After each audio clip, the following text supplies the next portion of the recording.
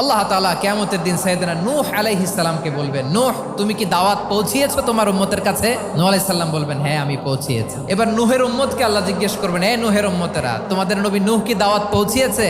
নূহের উম্মত বলবে, না আল্লাহ, কোনো দাওয়াতও আমরা পাই নাই, আপনারাও চিনি নাই, জান্নাতও চিনি নাই, জাহান্নামও চিনি নাই। নূহ আলাইহিস সালাম বিপদে পড়ে যাবেন। তখন আল্লাহ বলবেন, নূহ তোমার পক্ষে কোনো সাক্ষী আছে?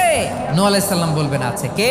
উম্মতে মুহাম্মাদি। তখন আমরা বলবো, আল্লাহর নবী নূহ আলাইহিস সালাম তিনি আপনি যা যা বলেছেন ঠিক তা তার উম্মতের কাছে পৌঁছে দিয়েছে। এবার নূহের উম্মতের সাথে আমাদের ঝগড়া লাগবে। তারা বলবে, তোমরা আসছো আমাদের হাজার হাজার বছর পরে, তোমরা কি করে জানলা? তোমাদের সাক্ষী ধর্তব্য হবে না? আমরা তখন বলবো, আমাদের কোরআনে তোমাদের নবীর নামে আল্লাহ তাআলা একটা সূরা নাজিল করেছেন, সূরাতে নূহ। দিন রাত এক করে তোমাদের কাছে তিনি দাওয়াত পৌঁছেছেন, সব আমরা জানি। আমরা যখন বলবো এই কথা, নূহের উম্মত চুপসে যাবে। তখন আমরা সত্য বলেছি কিনা এটা আল্লাহ তাআলা জানতে চাইবে বিশ্বনবীর কাছে। তখন বিশ্বনবী আমাদের পক্ষে সাক্ষী দিবেন। আওয়াজ করে বলেন আল্লাহু আকবার।